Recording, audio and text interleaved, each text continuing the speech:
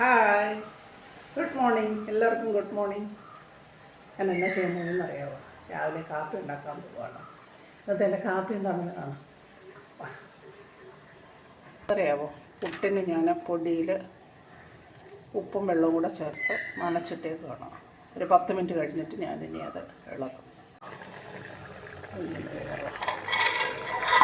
ഇതാണ് പുട്ടല്ലേ, അപ്പോൾ അത് ഇച്ചിരി ചാക്കറി വേണം. ഇത് ഇരുമ്പ് ചിരിച്ചിട്ട് വെച്ചതെന്നറിയാമോ? ഇതാണ് നല്ല ടേസ്റ്റായിട്ട് ആയിരിക്കും.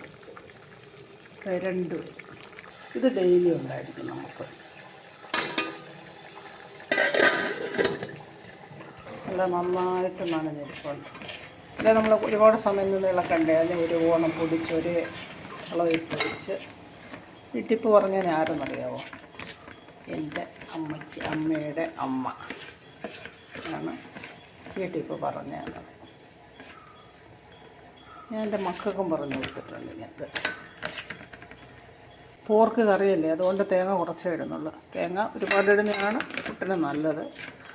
പിന്നെ കൊളസ്ട്രോളൊക്കെ വരാതിരിക്കണമെങ്കിൽ തേങ്ങയൊക്കെ കുറയ്ക്കണം.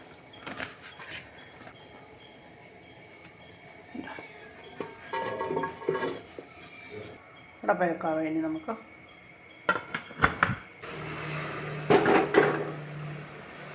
പോർക്ക് കറി റെഡി. ഇതാണ്. നമുക്ക് കാപ്പി കുടിക്കാം, കാപ്പി എടുക്കാം. ഇതാ ഇതെൻ്റെ പുട്ട്, സ്റ്റീമറി വെച്ച പുട്ടാണ്.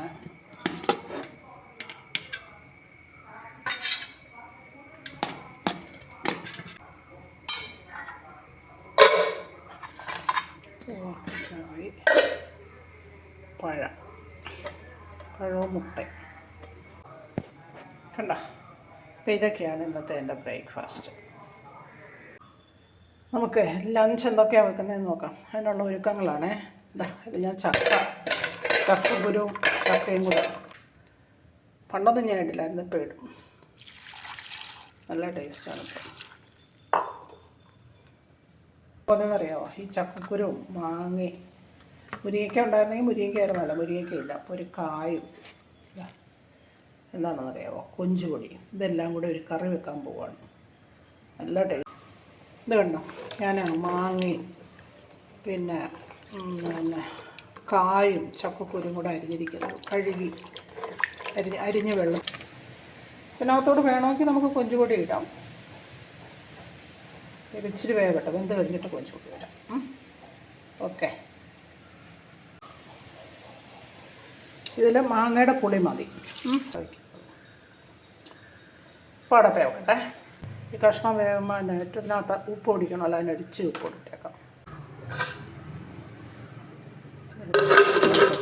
ഇതിരുന്ന് വേവട്ടെ. ഇവിടെ ചക്ക വെള്ളമുണ്ട്, അത് കുറച്ചുകൂടെ വേവട്ടെ. ചക്കക്കുരു ഇട്ടിരിക്കുന്നതല്ലേ, അപ്പോൾ ഇച്ചിരി വേവണം. ഓക്കെ. കേട്ടോ, നല്ല മഴ. നിങ്ങളുടെ ഉണ്ടോ? ഭയങ്കര മഴ ഇവിടെ. ഓക്കെ. നമ്മുടെ ചക്കക്കുരു മാങ്ങയും കൂടെ ഇട്ട് വെച്ച് കറിക്ക് അരയ്ക്കേണ്ടതാണ്. അല്ലേ, വെളുത്തുള്ളി കുറച്ച് തേങ്ങ മതി, ഒരുപാട് തേങ്ങ വേണ്ട.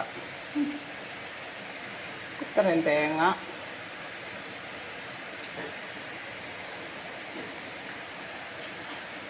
ചുമന്നുള്ളി, മുളക് പൊടി ഇടാം.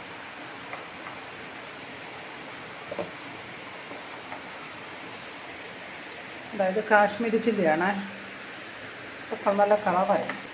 ജീരകം, ചക്കക്കുരൊക്കെ ഉള്ളതല്ലേ. മഞ്ഞൾപ്പൊടി നമുക്ക് അരയ്ക്കാം. ഇത്രയും ഉപ്പ് വേണം. മതി. ഇത്രയാണ് അരയ്ക്കേണ്ടത്. 2 കറിവേപ്പിലയും കൂടെ ഇടണേ. കറിവേപ്പില ഒരു സ്വല്പം വെള്ളം കൂടി ഉപയോഗിക്കാം. ഉണ്ടോ നമ്മുടെ കറി എന്തായാലും നോക്കാതെ. വെള്ളം വറ്റിയെങ്കിൽ ഇനി നമ്മൾ ചെയ്യേണ്ടതാ നമ്മുടെ അരപ്പ്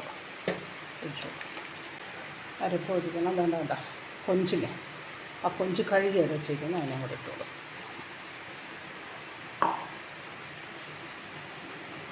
ഞാൻ 3 പച്ചമുളക്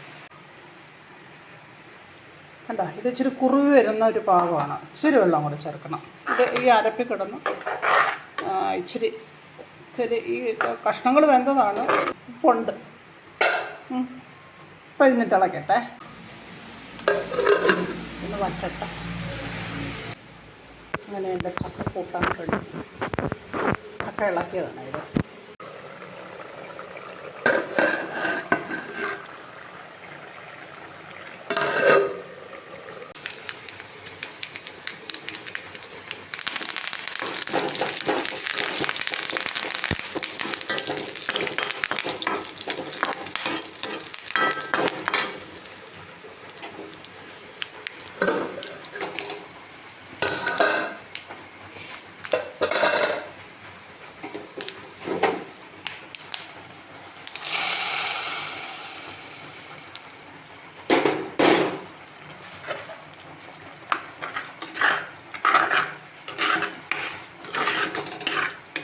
അടിപൊളി മുരിങ്ങയ്ക്കല്ല, ചക്കക്കുരും കായും മാങ്ങയും കൊഞ്ചും കൂടെ ഇട്ട കറിയാണ്. സൂപ്പർ ടേസ്റ്റാണ്. ഇവിടെ കാത്തോരൻ എന്താണെന്ന് നോക്കട്ടെ.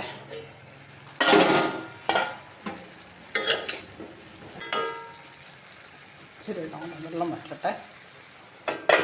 അപ്പോൾ ഇന്നത്തെ എൻ്റെ കറി എന്ന് പറയുന്നത് ചോറ്, ചക്ക, മാങ്ങ അച്ചാറ്, കായും മാങ്ങയും കൊഞ്ചും ചക്കക്കുരുവിടും ഇട്ട ഒരു കറി, കാത്തോരന്, രാവിലത്തെ ഒരു ഇച്ചിരി പോർക്കിൻ്റെ പെരട്ട്.